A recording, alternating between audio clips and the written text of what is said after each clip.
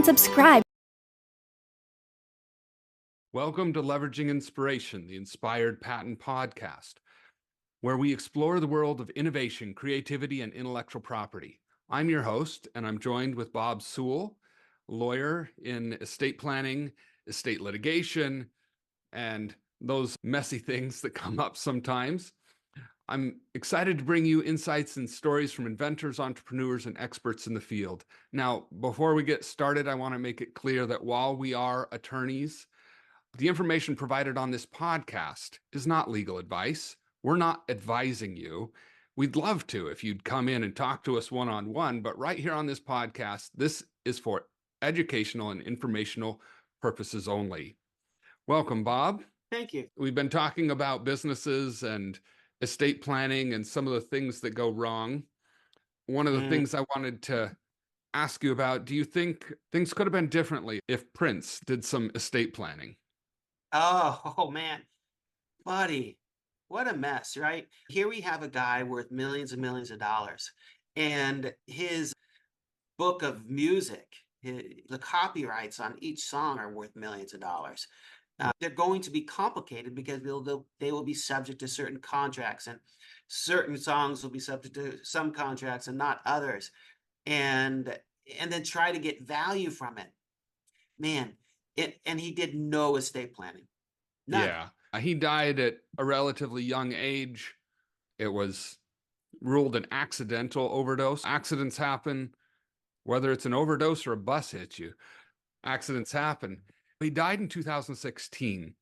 And I saw an article just last year saying that new unreleased music was going to be published, that there were like around 50 different songs that had been recorded but never released.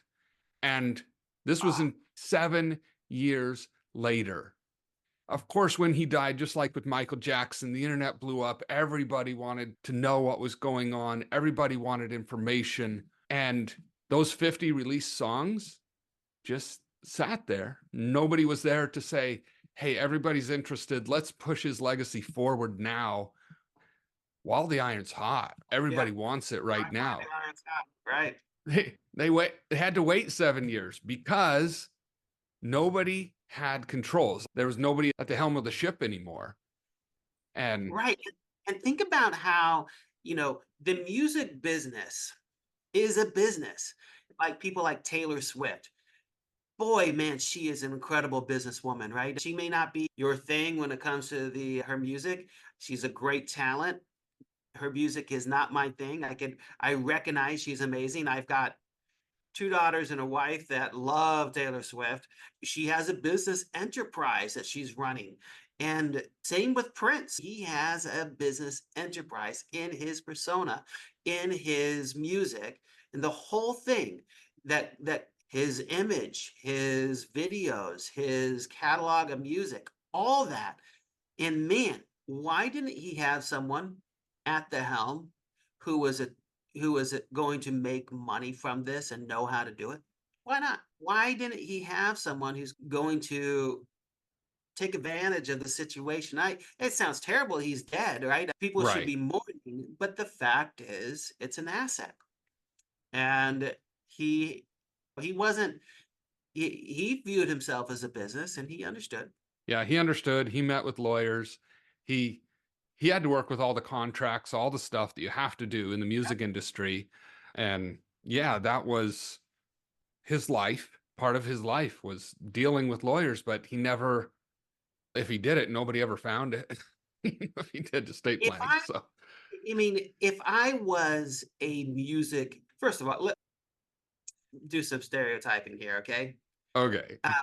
The person who is a creative, a true creative, it is very hard to find a true creative who is also an excellent business person. You put all your time, your energy, and passion into being creative. You're not going to be a boring attorney like you and me, Wayne. Come on, right? We do homework for a living, right? No, we sit at our desks and read and then write papers. Exactly. We write term papers every day. That's what we do. How boring is that? But really, if I was Prince, I'd have a trust and I'd have an LLC, limited liability company, and I'd have a limited liability partnership. And I would work with these things to force the right valuation for my assets. Because you're going to think about that. What is his song catalog worth? 50 million Yeah. bucks? Now you got attacked. The first 12 million is protected, but what about the rest? Protected from the estate tax, but everything after that, man, he's going to get hit. There's ways to reduce the value of that, but retain the asset. Did he take advantage of those ways? And of course not. And then who takes over? Your ne'er Right. do well son that hasn't done jack his whole life? Not saying I have no idea what his son was like or if he even had a son, but you get the point.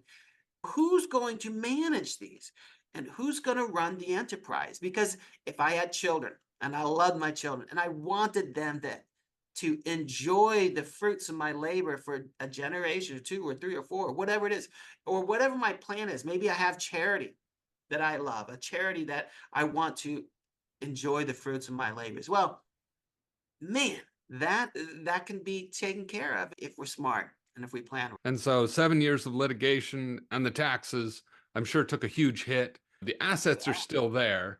And so now, coming up on 8 years later, now I think things have settled down and they can start to focus on releasing music and sharing his legacy. But in the Oh, meantime, his house got sold so that taxes could get paid for it. Multi-million-dollar house where he lived, where everything happened for him. Kids don't get to enjoy that. So, yeah. yeah, and maybe he wouldn't have wanted, if he thought properly through this, maybe he wouldn't have wanted just a constant fight about the assets. Because these assets have an enduring legacy. And unless they go and they sell all the assets into a catalog, I am Right. taking my catalog of music and my persona, and I'm going to sell all that. My estate sells all that to Wayne Carroll, the music mogul, right? I could do that, and then I would take that asset, the cash, and that would be the legacy. But if I wanted the legacy to remain in the family, or maybe provide a annuity for life or something like that, I'm going to need a plan, and I'm going to need the right managers and the right words in place in my trust and my will, and to make sure that it doesn't just become the gift for attorneys. And there Yeah. are, right? The real winners in that estate were the attorneys. Yeah. And that's sad because I'm sure he didn't Wait, love wait, wait, attorneys wait, that wait. much. Wayne, it's not sad.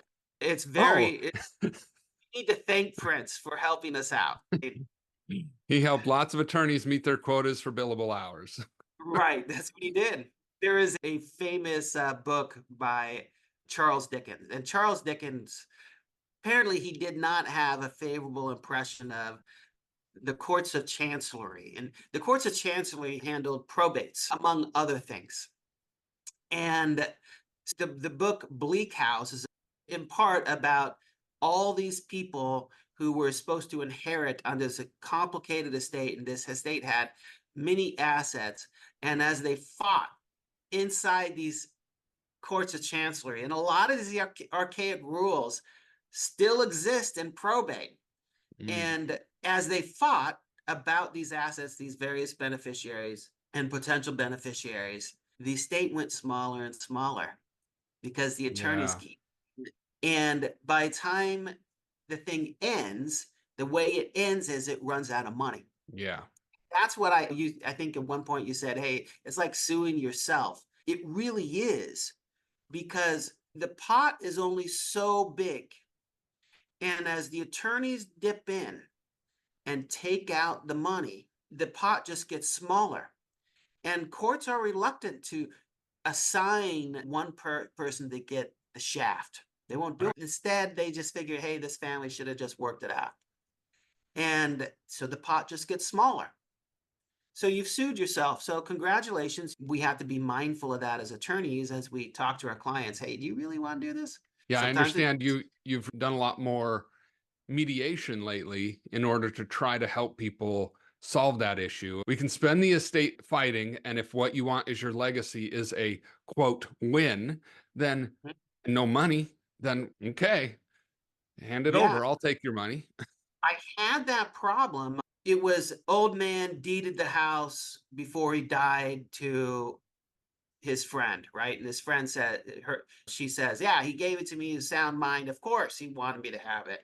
And the heir said, what are you talking about? You unduly influenced him. And we fought and we start to fight, start to duke it out. The house is worth X. If I go to all the way to trial and prove the case and win, that's never a guarantee.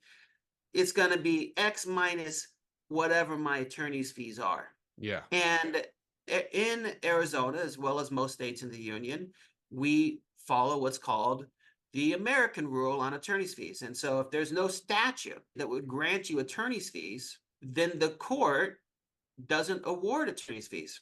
This is opposed to the English rule. And the English rule is the victor gains attorney's fees and costs. American, we bear our own attorney's fees unless the statute says otherwise. So that's the general rule. It's called the American rule. Now, what that means is, and if I got a limited pie, there's a point of diminishing return. And because of the cost of litigation. And it's an incredible problem we got to think about as attorneys. Are we better off to settle? And in that particular case, I said, yeah, you're better off to settle because by the time you pay me, I can't do more. And so I know what it's going to generally cost to get through litigation. And so I say, hey, the general cost is this is what we should bank on. So we know you could pay X at minimum. And then you got to factor in risk. Mediation, very important in a probate litigation, estate litigation issues. Yeah. Thank you for joining me. That's all the time we have for now. I did want to mention that Bob has his own podcast called Is That Even Legal? And he has some podcasts, including Suing Over Poo, How to Get Your Neighbor to Shut Up, The Too Noisy by Law, Title Theft, Someone Stealing Your House, Revenge Porn, Pet Trusts, and Does Your Lawyer Need to Be a Jerk? So if you want to hear any of those plus a whole bunch more, you can go over to his podcast. You can find a link to his podcast on his website, davismiles.com. You'll look at Bob Sewell's profile there, and this will be on leveraginginspiration.com. So thanks for joining us, and thank you, Bob. Hey, thanks for having me on. I appreciate it. You're welcome.